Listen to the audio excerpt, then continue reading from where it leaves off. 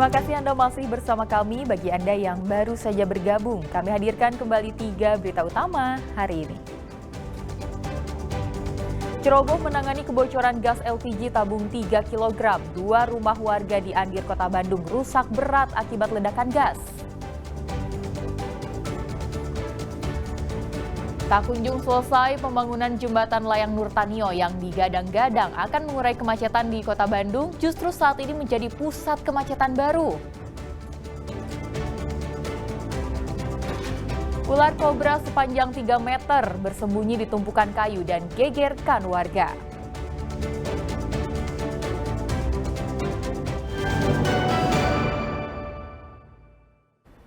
Petugas pemadam kebakaran Kabupaten Garut menolong seorang pemuda yang mendadak sakit hingga tak bisa bergerak. Petugas mengevakuasi sang pemuda ke UGD Rumah Sakit Umum Dr. Slamet Garut menggunakan mobil truk rescue.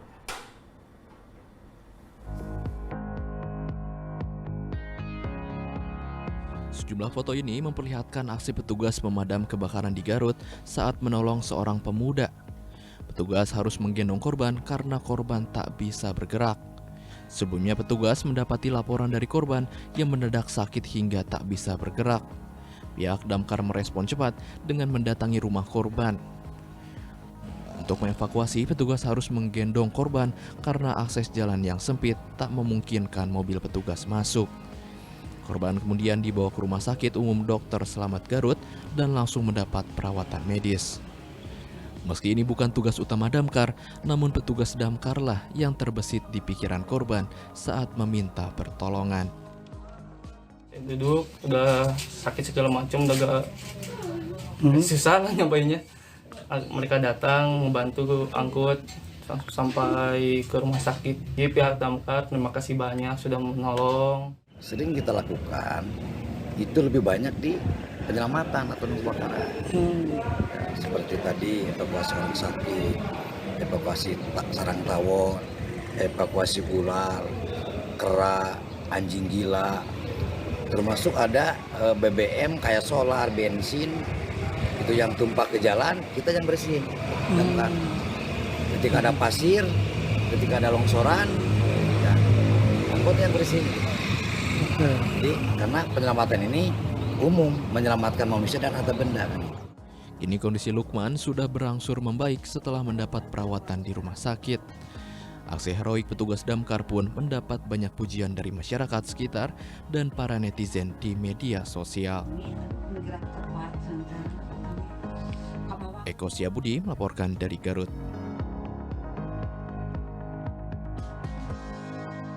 Ular kobra sepanjang 3 meter ditemukan di tumpukan kayu di samping rumah warga di Desa Pasir Muncang, Kabupaten Majalengka, Kamis siang. Petugas damkar membutuhkan waktu selama 2 jam untuk dapat mengevakuasi karena ular melilitkan tubuhnya ke batang kayu. Dengan sangat berhati-hati, tim damkar Kabupaten Majalengka berupaya mengevakuasi ular jenis king cobra dari tumpukan kayu di samping rumah warga Desa Pasir Muncang, Kecamatan Penyingkiran, Kamis siang. Warga yang menyaksikan proses evakuasi berteriak histeris karena takut melihat ular kobra. Petugas sempat kesulitan mencari keberadaan ular lantaran hewan berbisa itu bersembunyi di tumpukan kayu sebelum akhirnya dapat dievakuasi menggunakan peralatan khusus. Ular pertama kali ditemukan oleh pemilik rumah saat sedang mengambil kayu bakar. Warga yang panik dan tak berani menangkap langsung menghubungi damkar dan meminta bantuan. Dibutuhkan waktu sekitar 2 jam untuk proses evakuasi lantaran hewan melata tersebut melakukan perlawanan dengan melilitkan tubuhnya ke batang kayu. Ular king cobra yang diperkirakan itu sekitar 4 kilo dan panjangnya sekitar 3 meteran. Di area warga dan ditumpukan untuk kayu pembakaran warga. Jadi ular tersebut masuk ke tumpukan kayu tersebut. Sekitar rumah penduduk itu adanya hutan dan sawah-sawah di jalan. Oh, di pinggir rumahnya. Betul. Untuk penangkapan ular ini sangat sulit. Kita memerlukan waktu sekitar hampir 1 sampai 2 jam untuk evakuasi ular tersebut. Diduga ular berasal dari kawasan hutan dekat permukiman penduduk. Setelah dievakuasi, ular tersebut diserahkan ke komunitas pencinta reptil Majalengka agar dapat ditangani dengan aman. Agun Gunawan melaporkan dari Majalengka. Menteri Perumahan dan Kawasan Permukiman Marwarar Sirait membuka Munas 1 Pemuda Batak Bersatu 2025 di Kota Bogor. Ia berharap pemuda Batak bisa menjaga kerukunan serta hadir membantu masyarakat.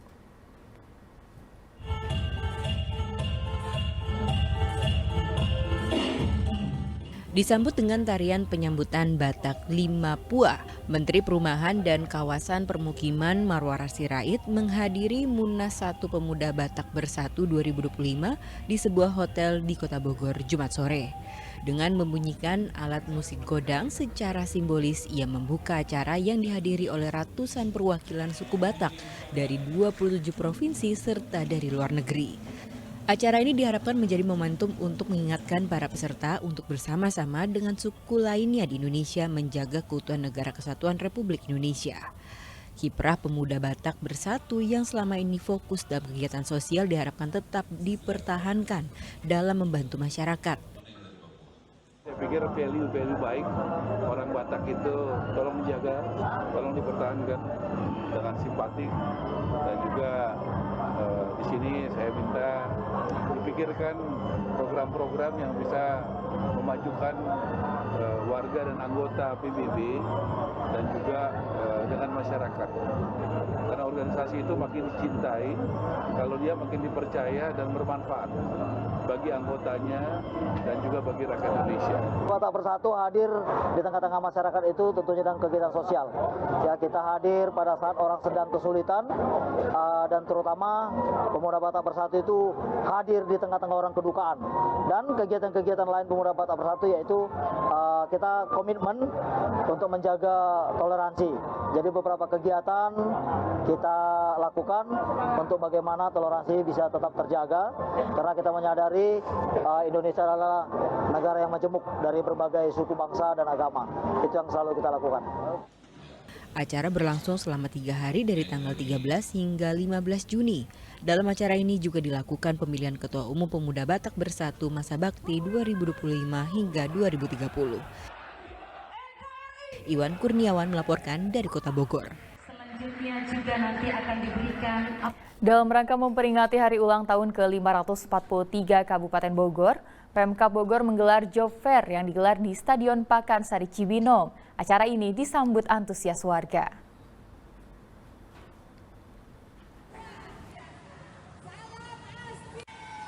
Ribuan pelamar kerja memadati area Stadion Pakansari Cibinong, Kabupaten Bogor. Mereka antusias menghadiri Job Fair yang digelar pemerintah Kabupaten Bogor. Para pencari kerja itu telah datang sejak pagi hari untuk memasuki area Job Fair. Mereka secara tertib mengantri untuk memasuki stand-stand perusahaan. Job Fair digelar selama 2 hari yakni tanggal 15 dan 16 Juni 2025.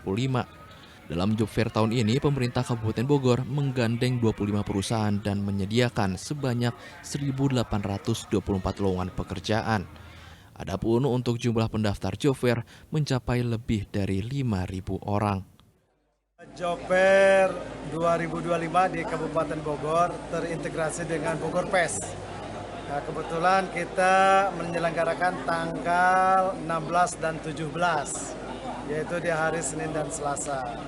Dan diikuti oleh 25 perusahaan dan satu dari BP3 PMI Jawa Barat ya.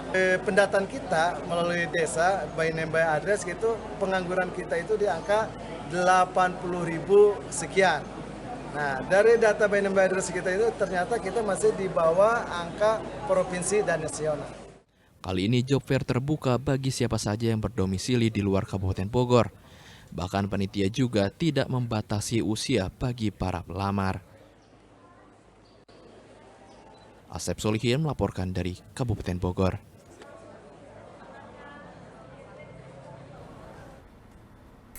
Dan laporan tersebut mengakhiri berita Jawa Barat hari ini. Jangan lupa pastikan Anda subscribe channel YouTube Liputan 6 SCTV Daerah. Saya Tia Anissa berterima kasih atas perhatian dan kebersamaan Anda. Selamat beraktivitas dan sampai jumpa.